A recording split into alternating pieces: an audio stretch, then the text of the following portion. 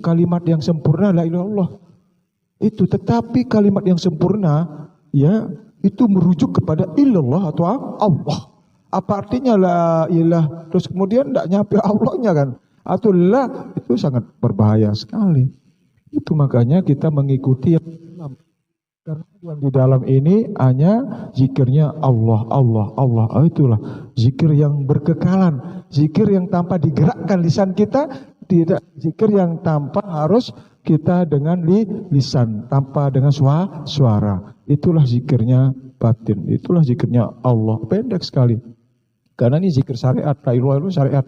Karena syariat ini perlu pembahasannya, penjelasannya, supaya ketemu bagaimana ketemu illallah atau Allah. Maka seperti yang saya katakan sebelum-sebelumnya, bahwa zikir la ilaha itu adalah sebuah pernyataan Allah terhadap orang-orang yang beriman maupun yang tidak beriman, supaya harus mentiadakan yang lain kecuali hanya Allah semata-mata yang ada. La ilaha illa Allah. Tiada ilah, tiada disembah, tiada yang dituju, tiada yang dimaksudkan kecuali hanya Allah, Allah, Allah. Itu fasabbih bismi rabbikal azim, bertasbihlah dengan nama Allah yang agung.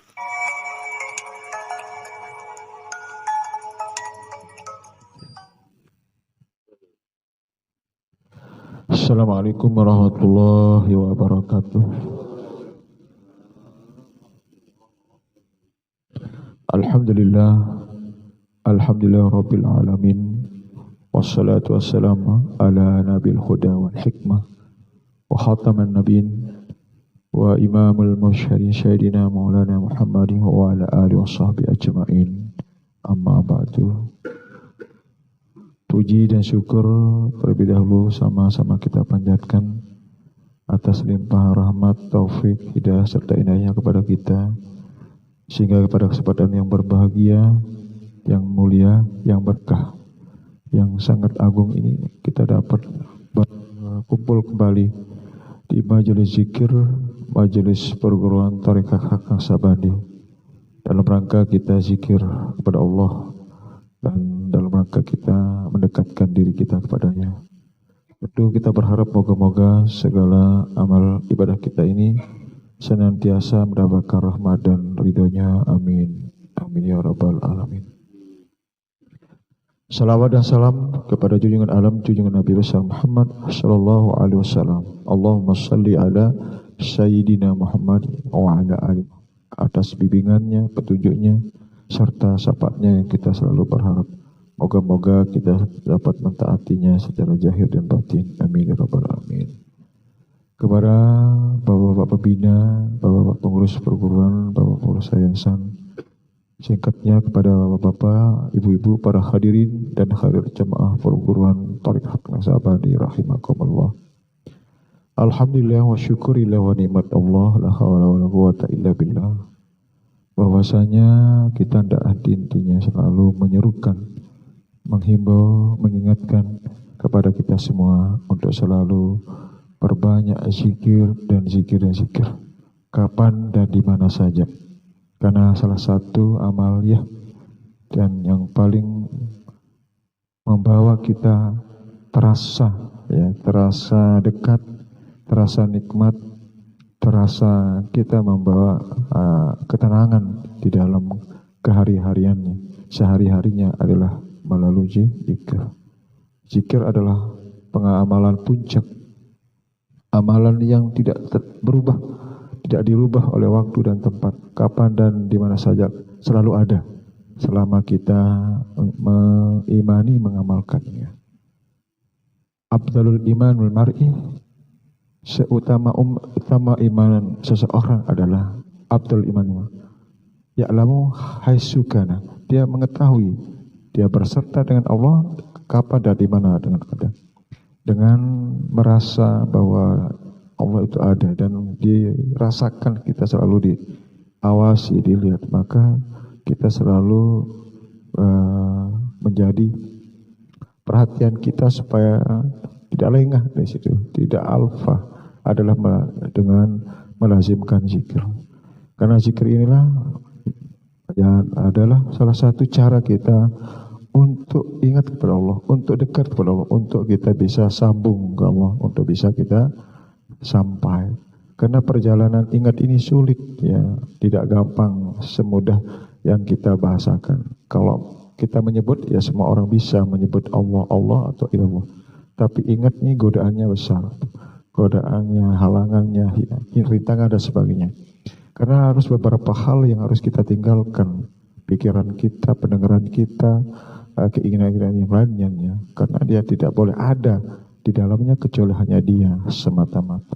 Harus kita tinggalkan. Nah, untuk meninggalkan perkara-perkara yang harus tidak ada, ya tidak muncul kan, tidak harus ada ya, dalam ingat kita, dalam perhatian kita. Atau rasa ini memang membutuhkan waktu, membutuhkanlah latihan-latihan. Nah, itu sebabnya di dalam perkumpulan kita halqa ini selalu kita memberi pemahaman, memberikan penjelasan-penjelasan tentang ingat itu penting. Dan ingat itu merupakan jaminan ya bahwa dengan ingat kepada Allah kita sudah diberikan surga di sisi Allah, diberikan satu karunia ya, yang agung, yang mulia di sisinya. Itu hanya perkara ingat. Nah, tetapi praktik ingat ini begitu banyak melalui sholat, melalui sir, melalui kita jahar, melalui kita ibadah-ibadah yang lain seperti ibadah puasa misalnya, haji dan sebagainya. Itu semuanya kerangkanya adalah dalam rangka kita ingat kepada Allah Subhanahu wa Ta'ala. Dalam keadaan kita duduk, berdiri, berbaring, berjalan, bahkan di dalam keadaan tidur sekalipun, itu ada di dalamnya adalah zikir. Begitu panjang ulasan-ulasan di sana sini kita dengar, tapi perkara zikir ini nggak ketemu dia, nggak dapatkan gitu. Kalau pembahasan zikirnya luas, banyak kan, tapi tentang zikir itu sendiri ya tidak dapatkan. Itu soal. Nah, alhamdulillah di dalam wadah kita ini, perguruan kita ini bukan sekedar wawasannya, bukan sekedar pembahasannya, akan tetapi kita dibimbing bagaimana zikir yang sesungguhnya.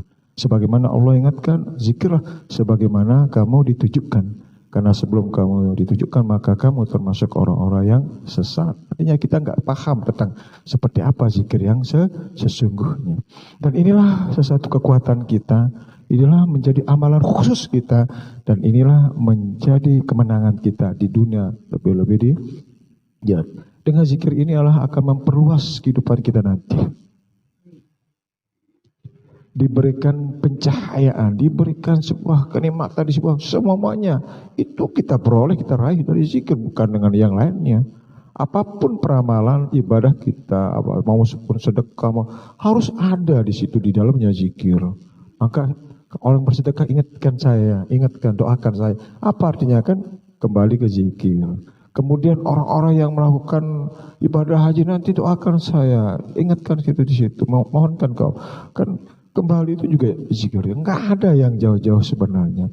Bahkan di dalam kita melakukan sholat sendiri, kita tidak dikatakan sholat kalau kita tidak ada zikir sama sekali di dalam sholat itu sendiri. Tidak ada ingat kita kepada Allah sama sekali. Bagaimana ingat itu sebenarnya sesungguhnya? Nah, itu ingat yang sesungguhnya itulah yang saya masukkan ini ada sesuatu hal yang sulit, yang berat. Tidak semua orang bisa lakukan. Bagaimana logika ini secara logika untuk mengingat sesuatu yang tidak mereka tahu, mereka tidak kenal. Kan mustahil kan? Itu logikanya. Makanya harus melalui ma'rifat. Maka ilmu ma'rifat inilah jalan kita ingat kepada Allah. Kita bisa dekat, bisa terasa, bisa memperoleh suasana daripada zikir itu sendiri. Aplikasinya adalah zikir. Zikir aksesnya kan luar biasa kepada diri kita sendiri, keluarga kita, kepada ibu bapak dan syarikul warisin kita semuanya. Akses itu sangat luas sekali. Dan itulah dan juga akses yang kita maksudkan sekarang ini adalah sebagai syiar kita, memberikan pencahayaan kepada mereka sesungguhnya. Siapa tahu mereka tertangkap cahaya-cahaya zikir itu kepada mereka yang memang mereka membutuhkannya. Tapi kalau enggak, memang itu penghalang bagi dia. Makanya sedikit demi sedikit terus aja ya hidayah itu muncul. Hidayah kepada saudara kita yang lain, walaupun di mana atau di suatu tempat yang jauh dan sebagainya. Itu ada saja jalan-jalan itu akses mereka memperoleh hidayah itu. Kan bagi Allah tidak ada yang sulit, tidak ada istilahnya jauh dan dekat. Persoalannya adalah mereka ada keinginan atau tidak, ada perjuangan ada tidak. Di mana ada keinginan, di mana kemauan, sesungguhnya disitulah ada jalan. Tidak kita peroleh begitu aja kan, harus dengan sebuah upaya dulu, sebuah usaha dulu, sebuah ikhtiar.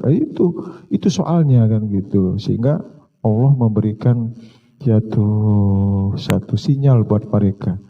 Lalu bisa jadi dari jamaah ke jamaah, bisa jadi apalagi sekarang ini kan lebih mudah informasi lewat media sosial, lewat informasi semua, maka mereka mudah. Boleh kita sandingkan, boleh kita perhatikan dari beberapa penyampaian pembahasan-pembahasan, mereka itu sudah mau masuk ke wilayah makna yang sesungguhnya. Makna dalam mengaplikasikan daripada pemahaman-pemahaman itu sendiri, kan itu kan kesulitan mereka di situ. Bahkan sangat berat. Nah, kalau kita mengerti dari pembahasan-pembahasan itu luar biasa, kita dapat menikmati daripada pembahasan-pembahasan itu sendiri. Karena ending dari pembahasan itu kemana endingnya, kemana dia? Itu kita sudah dapatkan di dalam perguruan ini, karena kita langsung ke intinya gitu.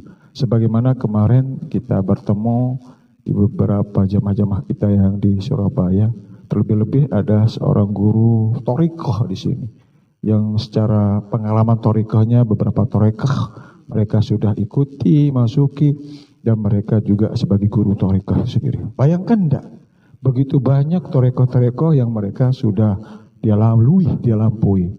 Tetapi ketika masuk kepada pembahasan inti, pembahasan kepada al-haq, kepada yang tidak terbatas, tidak dibatas oleh waktu dan tempat. Itu dia, itu yang saya inginkan. Kan begitu bahasa mereka. Nah, itulah artinya mereka di dalam pencariannya itu mereka ada jiwa, tapi tidak menemukan jawaban-jawaban ketika dalam proses itu. Tapi itulah artinya bahwa setiap ada keinginan, di mana ada keinginan, mesti ada jalan. Dan alhamdulillah mereka tadinya sebatas untuk diskusi, sebatas untuk muzakarah, tapi alhamdulillah mereka dengan izin Allah, dengan ridha Allah, Allah membukakan hati mereka, pikiran, dan sehingga mereka ikut bertawajuh yang kanda. Ini yang saya cari-cari, ini yang saya tunggu-tunggu. Itu luar biasa enggak gitu. Nah, itu begitu mereka lama dia dalam proses itu, begitu keinginannya ada, tetapi belum juga kan begitu, masih bercibaku dengan dalil-dalil, bercibaku dengan peramalan-peramalan, saling serang, kan begitu. Tapi ada orang-orang yang memang punya pemikiran yang baik, punya keinginan yang dalam sebenarnya. Tapi kan belum siapa yang akan mengarahkan ke situ sebenarnya, kan gitu. Begitu ketemu, begitu ada pembahasan, ini yang saya inginkan, kan begitu sebenarnya. Dan pembahasan ini sebenarnya sesuatu pembahasan yang sudah biasa kita sampaikan di sini tentang sholat-sholat yang kita dengar ya, tentang sholat-sholat doim, artinya zikir yang terus menerus. Terus kemudian uduk yang tidak pernah batal, itu kan bahasa-bahasa yang langka itu, bahasa super gitu. Gimana caranya, siapa yang harus seperti apa, kan begitu soalnya kan. Tapi di mata mereka dengan bahasa-bahasa itu mereka suka, kan itu dia, tanpa harus melalui sebuah proses, harus amal ini, baca ini dan sebagainya. Itu sudah lewat itu soalnya. Nah, semua itu ada sebagai proses sesungguhnya untuk menuju al-haq itu sendiri. Sedangkan pelunggut yang niki aduk langsung ke situ, tidak harus perpanjang proses dan langsung ke intinya. Kan luar biasa sebenarnya. Dan inilah yang patut kita syukuri dan syukuri. Dan inilah yang perlu kita lakukan di sini adalah dalam rangka kita syiar sesungguhnya. Artinya syiar dalam sisi secara luas. Artinya bahwa mereka mungkin dia menunggu tentang keberadaan daripada amaliyah kita, pemahaman kita, kan begitu. Dengan ini kan lambat laun alhamdulillah mereka ya dapat mendengar bagaimana amaliyah kita, bagaimana pembahasannya, bagaimana tentang jahar dan sir dan sebagainya. Semua itu ternyata luar biasa. Yang kita tadinya agak sedikit kita jaga bahasan-bahasannya, kita juga cara zikir kita juga perlu kita atur dan sebagainya, kan begitu. Untuk kita menjaga tidak sampai ada bahasa-bahasa yang terlalu nanti di mata mereka sebenarnya. Kan kita kalau kita memberi sesuatu bahasan atau cara yang melampaui daripada apa yang mereka ada, kan berarti juga kan susah segala. Dan kita sasar saja sedikit. Nah, tapi begitu sudah bergemuruh, sudah di mana-mana ada jahat seperti ini, wah, orang sudah tidak tanggung-tanggung. Alhamdulillah kan zaman-zaman ini kalau jahat di mana-mana hantam aja kan begitu. Tapi kalau dulu, kalau zaman-zaman Datuk, justru pembina-pembina yang dulu yang ada, ya kalau sini agak pelan-pelan Pak Guru ini. Iya. Daerahnya rawan katanya sampai segitu. Ada itu dari pembina itu yang mengingatkan suasana jahat kita itu dikhawatirkan nanti dikomplain kan begitu. Tapi memang ada sajalah satu dua di sana sini mesti ada itu. Tidak mungkin tidak. Tetapi biarkanlah mereka karena mereka dalam mungkin di dalam pencarian, mungkin di dalam pertanyaan-pertanyaan. Silahkan mungkin. Mungkin kalau bertanya langsung ke sini mungkin terlalu berat, terlalu sulit, apa mau ditanyakan dan sebagainya. Ya tidak apalah, mereka akan bertanya kepada guru-guru yang mereka imani, yang mereka yakini. Tetapi Alhamdulillah sedikit kita lihat beberapa orang yang sudah mulai membukanya, menyampaikan tentang zikir-zikir ke dalam ini. Ya, itu yang penting. Jadi bahasan-bahasan yang mereka sampaikan itu sebenarnya bahasan yang sudah lewat, yang sudah kita sudah sampaikan. Cuma adalah sekarang bagaimana mengaplikasikan. Intinya mana dia. Itu. Dan sedangkan kita ini sebenarnya adalah tinggal kita mengistiqomahkan. Itu yang penting. Sampai detik terakhirnya kita bisa mengamalkan, mengimani ya tentang zikir ini. Barang siapa mengakhiri hayatnya, hidupnya dengan zikir kepada Allah dengan kalimat illallah atau la ilaha illallah, yadkhulul jannah. Itu kalimat yang sempurna la ilaha illallah. Itu tetapi kalimat yang sempurna ya itu merujuk kepada illallah atau Allah. Apa artinya la ilah terus kemudian tidak nyampe Allahnya kan? Atau la itu sangat berbahaya sekali. Itu makanya kita mengikuti yang karena yang di dalam ini hanya zikirnya Allah. Itulah zikir yang berkekalan, zikir yang tanpa digerakkan lisan kita.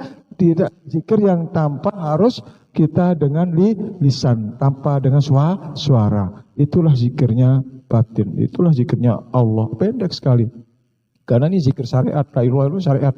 Karena syariat ini perlu pembahasannya, penjelasannya. Supaya ketemu bagaimana ketemu illallah atau Allah. Maka seperti yang saya katakan sebelum-sebelumnya, bahwa zikrullah ilallah itu adalah sebuah pernyataan Allah terhadap orang-orang yang beriman maupun yang tidak beriman, supaya harus mentiadakan yang lain kecuali hanya Allah semata-mata yang ada. La ilaha illa Allah. Tiada ilah, tiada disembah, tiada yang dituju, tiada yang dimaksudkan kecuali hanya Allah. Itu fasabbih bismi rabbikal azim, bertasbihlah dengan nama Allah yang agung. Nah, itu yang kita isi, yang kita harus kita terus perhatikan supaya jangan sampai nanti terhilangkan, terketinggalan di kemana dia zikir itu. Itu ndak ketemu karena kita ndak membiasakan. Karena kita hilangkan dalam keimanan kita, hilang dalam peramalan, dia hilang. Karena Allah sendiri katakan uskuruni uskurukum, kamu ingat maka aku akan ingat. Berarti terkoneksi antara yang mengingat dengan yang diingat. Kalau kita enggak, berarti Allah pun juga enggak gitu. Maka kalau iya gitu. Nah, itulah yang sebabnya kita itu lazimkan. Nah, itu sampai akhir ayat ini yang penting ya. Supaya di dalam kita dalam kehidupan sehari-hari ya, artinya bisa netral sebenarnya. Dalam perkara-perkara apapun sebenarnya zikir ini bisa menetral dalam segala persoalan. Dalam persoalan mungkin misalnya ada sebuah musibah, sebuah apalah yang sangat-sangat yang membahayakan di situ, maka kita harus lakukan zikir di dalamnya. Dan begitu ada zikir maka akan menjadi netral. Karena itulah yang Allah katakan tidak akan datang bencana, musibah, bahaya sepanjang orang itu masih ada melakukan zikir di dalamnya, menyebut Allah. Itu sebuah jaminan yang Allah beri diberikan kepada orang-orang beriman sungguhnya sebagai senjatanya. Jadi kita tidak perlu teriak-teriak sebenarnya. Enggak perlu kita tidak perlu zikir saja ke mereka. Karena di mana di orang-orang itu di situ dia tidak tahu kalau ada disusupi hal-hal yang tidak baik di dalam hatinya. Sebenarnya yang ribut itu bukan orang manusianya, adalah iblis setan. Setan itu kan itulah menghalang-halangi orang-orang yang baik, orang-orang yang beriman. Nah, ketika itu ada di situ kan gaduh dia. Nah, itulah makanya setan itu memasang bendera di situ. Biar kita cepat ribut, cepat marah, cepat. Nah, itu soalnya. Jangankan di tempat-tempat yang umum, di majelis-majelis ta'lim, di majelis zikir, itu juga ada perangkat-perangkatnya di situ. Itu yang membuat kita kadang-kadang zikir itu agak lemas-lemas, ada kurang happy, nikmat dan sebagainya. Maka itulah sebabnya kita harus hentak sehentak-hentaknya. Supaya dia terlepas dulu gitu, baru masuk ke lembutannya, baru ke pelannya gitu. Nah, itu dalam bahasa-bahasa orang-orang tarekah, orang begitu memang betul. Antara zikir sir dan jahar ini sangat penting. Kedua-duanya adalah saling menolong, saling membantu. Yaitu sir dengan jahar ini sangat-sangat luar biasa gitu. Di saat kita memang membutuhkan jahar itu, aura-aura negatif yang di luar, yang di jahir kita ini, itulah yang membuat terbuka, terlepas. Nah, begitu masuk ke sirnya, enak sirnya, agak ringan sirnya, lebih lembut, lebih terasa gitu. Makanya kalau itu berat sir, hentak dengan zikir. Itu sebenarnya supaya apa yang ada dalam pikiran, apa yang ada di sekitar kita itu terlepas, terkeluar sebenarnya. Maka orang-orang ruqyat itu kan zikir sebenarnya. Tapi zikirnya melalui bacaan, melalui doa-doa. Apa enggak itu namanya zikir? Udah ras sampai kepok-kepok kan gitu. Itu kan luar biasa. Cuma kita enggak harus seperti itu, dihentak kayak sudah kabur yang mereka yang mengganggu itu. Itu sebabnya kita di dalam wadah ini kita membiasakan itu sehingga nanti dalam saat suasana nazar atau pada situasi yang terakhir itu kita tidak lagi ada kekhawatiran di situ, tidak ada lagi kebahayaan. Karena di mana di saat itu kita terus digiring. Nah, itu supaya mereka keimanan itu putus kepada Allah, supaya tidak terucap kalimat Allah di dalamnya. Kalau itu terjadi, sangat berbahaya sekali. Nah, itu makanya kesulitan mereka tidak ketemu. Itu di mana zikir yang kita biasakan, di mana zikir yang kita sudah lakukan, nggak ketemu. Kalau itu tidak ketemu, udah sangat berbahaya sekali, sangat. Nah, itulah sebabnya kita lazimkan, perhatikan, kuatkan di situ. Bila perlu kita ada rasa di dalamnya, ada zauk, ada getaran, ada satu kenikmatan. Nah, kalau sudah seperti itu, itu kita peroleh, itu sudah luar biasa.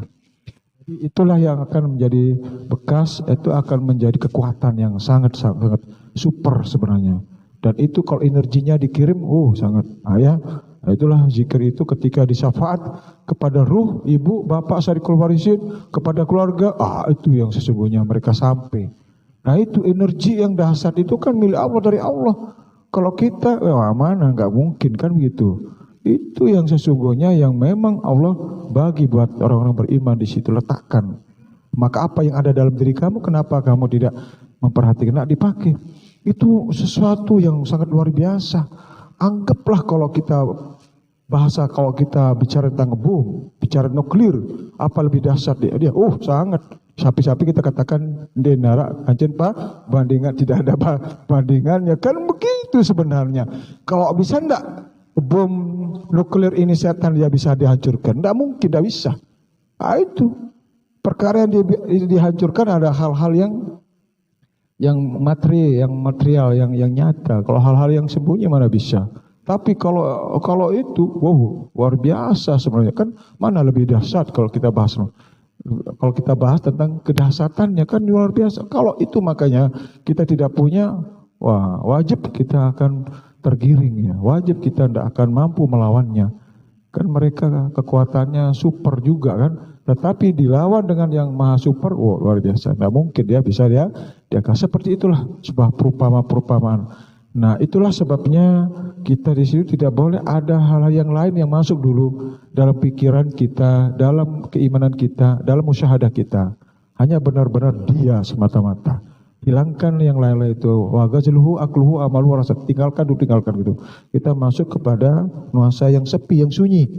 Kalau dalam bahasa Thariqah itu pana. Kemudian yang lebih dalam lagi adalah waqo. Lebih dalam lagi adalah faqro. Kan gitu. Kan bahasa-bahasa itu lebih khusus lagi.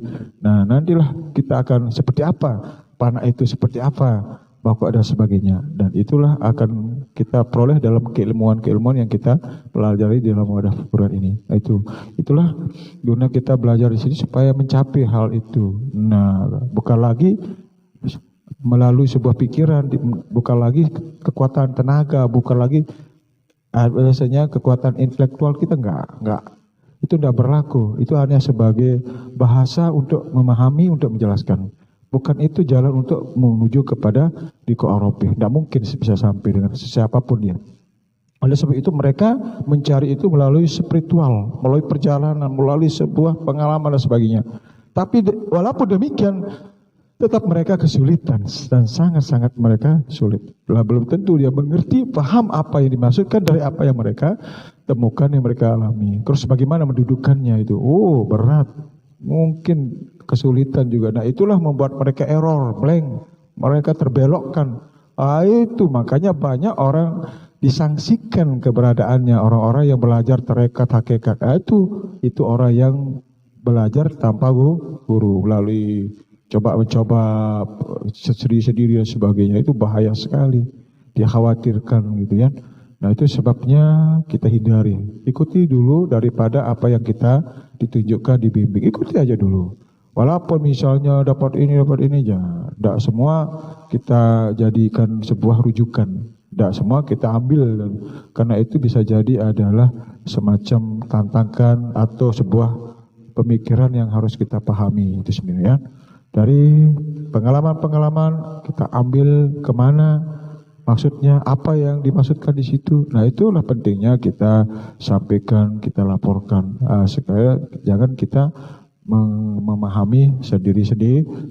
Karena kita di dalam pelajaran rohani ini amat jelas dan terang benderang sekali dalam tatanannya, dalam titiannya, kan begitu. Dari tabi'inya, khidhafinya rohani sampai ke wilayah rabbaninya. So, bayangkan enggak? Kalau yang lainnya paling nyanyi bahasanya aja. Untuk nyampe ke situ itu seperti apa, gimana caranya, yuk? Nggak mungkin. Bahasa aja iya. Tetapi ketika kita mau ke situ, tetap saja mereka nggak dapat. Pokoknya kalau pembahasannya ya luar biasa. Sampai mendekati ke situ semua maunya bahasa mereka. Nah, tetapi dalam beretikad, dalam mengaplikasikan dalil-dalil itu seperti apa? Itu yang sulitnya.